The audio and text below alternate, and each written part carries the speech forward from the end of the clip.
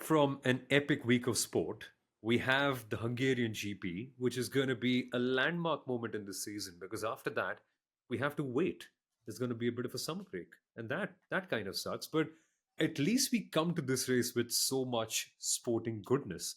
We've seen Carlos Alcaraz win at Wimbledon. We've seen the Indian cricket team win the Cricket World Cup, and Ravi Shastri appear on the Inside Line F1 podcast to talk more about that and his love for Formula One. And after that, we see Spain also winning the Euros. But interestingly, the last two times that Spain has won a major international football tournament, guess who was the race winner? This wasn't planned, by the way, so both Kunal and Sundaram are going to be confused. So who's going to answer this one? Okay. I would Uh, like to bet Fernando Alonso, but I'm not really sure. he was on pole once, but the winner in both cases was an Aussie. And that is why I am going to Ooh. puff my chest proudly because my second favorite driver on the entire grid is best poised to win this weekend, and I am not listening to anything else. Yes, Carlos Sainz is always number one, but if you've been listening to the Inside Line F1 podcast lately, you know how badly I'm betting on an Oscar Piastri win. And I suppose, Kunal, it's possibly the best chance for McLaren to get back in, right? Because last weekend, they should have won, they could have won, but yet again, as the story is always there, they didn't. They didn't. And some stats which actually also aid further. So I can't top up your stat, okay, about who won the Euros and It who was sort Mark of went. Webber, by the way. It Of was Mark Webber. course. Yeah, I mean, just because you say Aussie, it could also be Daniel Ricciardo. But Mark Webber, who, of course, manages Oscar Piastri's career, who managed Oscar not joining Alpine and joining McLaren as he did last year. But also, I think there are 5 drivers who actually scored their first wins in Hungaroring. So, not the highest circuit in terms of maiden victories, as Sundaram pointed out last night when we were preparing. But we had Damon Hill, Fernando Alonso, Jenson Button, 3 former world champions who scored their first wins here. Heikki Kovalainen, who scored his only win for McLaren in 2008, Yeah. which was also courtesy of Felipe Massa not finishing that race. And then Esteban Ocon, who won here in 2021, the race where Lewis Hamilton was the only driver on the start grid. And then, of course, we had that Alonso Hamilton masterclass, which allowed Esteban to finally go ahead and score his only race win. The one where Alonso defended like a lion. Truly. Which race has he not defended like a lion? Maybe only races where Lance Stroll has come chasing him down. And he's now got to defend his reputation and legacy like a lion too, because the results are nothing to be proudly talking home about. But we're not going to rain down on the Aston Martin parade that early. We will get to it for sure. But guys, the statistics here really tell a big story. How many times has Mercedes been on pole here, Sundaram, lately? It's quite a number, isn't it? Last week I knew we were going to see something special at Silverstone because of Lewis Hamilton's record over there, and it actually came true. So this is another weekend where I'm probably going to, keep my fingers crossed for a Mercedes masterclass because the last 11 races at the Hungaroring, Mercedes have been on pole 9 times. The last 2 years, so last year we had Lewis Hamilton on pole. The year before it was George Russell, and both Yeah. of those races they didn't go on to win that. That's a different story altogether. But you can expect Mercedes to do especially well here. Also, another stat: Lewis Hamilton has the most wins at a single circuit. That was Silverstone, 9. But he has the most poles at one circuit, which is at the Hungaroring, which is 9. So Ooh. two tracks where he does particularly very well. So I wouldn't say it's completely out of the window to kind of predict a Mercedes 3 in a row. I wouldn't say that's a very bad bet. Wow. Should we call Mr. Shastri, Kunal? He seems to be the lucky charm now. I mean, last year, Lewis Hamilton actually had pole by 0.003 of a second. 2022 pole was decided by 0.044. So it's been less than a tenth. And of course, 0.44, of course, 44 being Lewis Hamilton's number, which is why Sundaram's eyes lit up. But qualifying is ever essential. I think the Saturday will entertain us irrespective of how the Sunday goes. Although I know Somil told me that last year Max Verstappen won here by 30 seconds. But Yeah. this will be a great a great, yet another great indicator, I would say, of how much the others have caught up. Because yes, they've always been around in qualifying, but on the Sunday, Max is just able to pull off that gap and then keep building on that gap over, for example, the 70 laps in Hungary. In fact, I remember 2022, wasn't it? Somil, he spun and then he still went on to Yeah. win, and that was the title of the podcast we did then. Max spins and wins in Hungary. That's the kind of advantage they've had in Hungary before. That's the kind of advantage they've had pretty much in all the races. I'm excited to see what happens now, because the last four races, the pole sitter hasn't gone on to win that race. And I Yeah. think that's great to see rules converging, performance converging finally in this era of Formula One. And to tell you a story of how far we've come since last year, which we ought to every single weekend, right? Since it's such a dramatic shift. At this race last year, Lando Norris was so happy finishing second that he broke Max Verstappen's trophy. I don't think that's going to happen this year, though, because the expectations have changed. If anything, a trophy is only going to be broken out of frustration if Lando finishes second again. And this time out, right, I find it interesting how McLaren still don't favor themselves as the favorites. And particularly this weekend, I strongly believe that for McLaren to win, the focus has to be on how sharp they are in strategy. Because now they have a car that genuinely works in all scenarios. Monaco, which is, I wouldn't say the most comparable circuit to the Hungaroring, but somewhat in a similar bracket. McLaren were really good and they should have won that race had it not been for a slightly messed up qualifying lap by my dear favorite, Oscar Piastri. But in that regard now, I find it funny, Kunal. Last year, Andrea Stella, after the Hungaroring, where they had P2, courtesy of Lando Norris, he said that going into Spa, we are still going to struggle in the slower speed corners and the traction zones because that's where our car is not very good. Fast forward a year, and McLaren are genuinely one of the better cars over there. And once again, the story remains the same. The car is there. Can they match it up with operational excellence and the well managed term that GP loves to say to Max Verstappen? I'm going to actually flip that question around. Okay, there will be that one race when McLaren suddenly would have turned it around, and we'll all sit up and take notice and say, wow, they actually executed that race perfectly. Qualifying, they've actually been executing qualifying brilliantly. They are Yeah. the only team with both cars in Q3 in all the races. It's going to be that one race where they realize, you know what?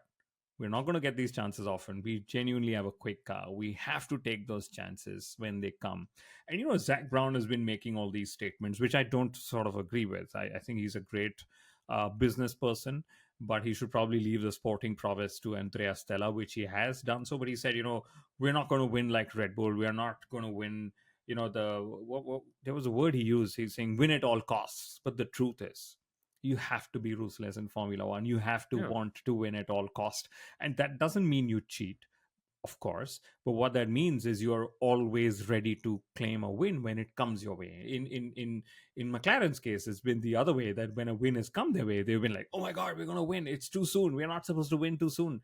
We'll wait another race." And then somebody else has pounced and taken on that victory. So I'm waiting to see if this is going to be that race where they pounce on and they are like, you know what, we are so operationally brilliant.